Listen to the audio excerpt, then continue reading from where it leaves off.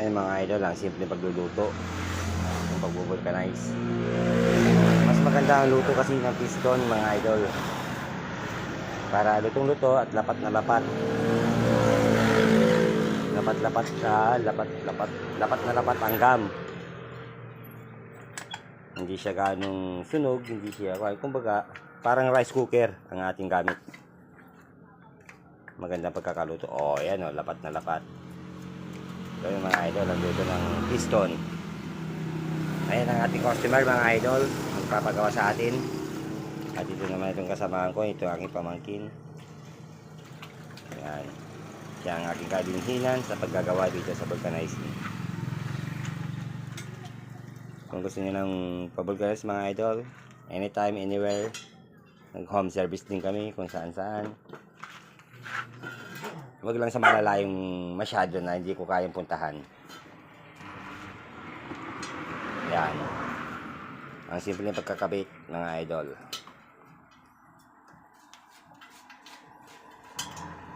Ang simple ng paggawa.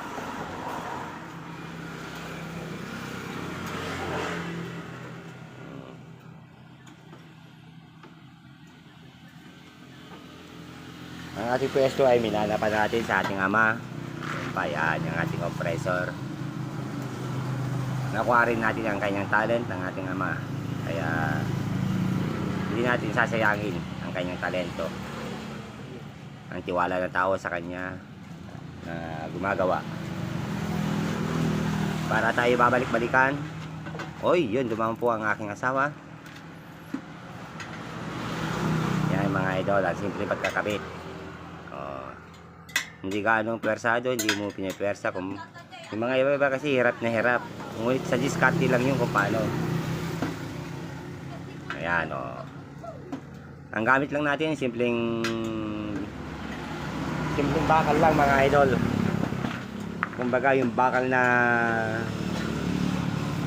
2mm lang yata yan. Ordinaryong bakal lang. O ayan. O, kabit na. Ngayon lang tayo mga idol. Hanggat may gulong, may pag-asa ang buhay.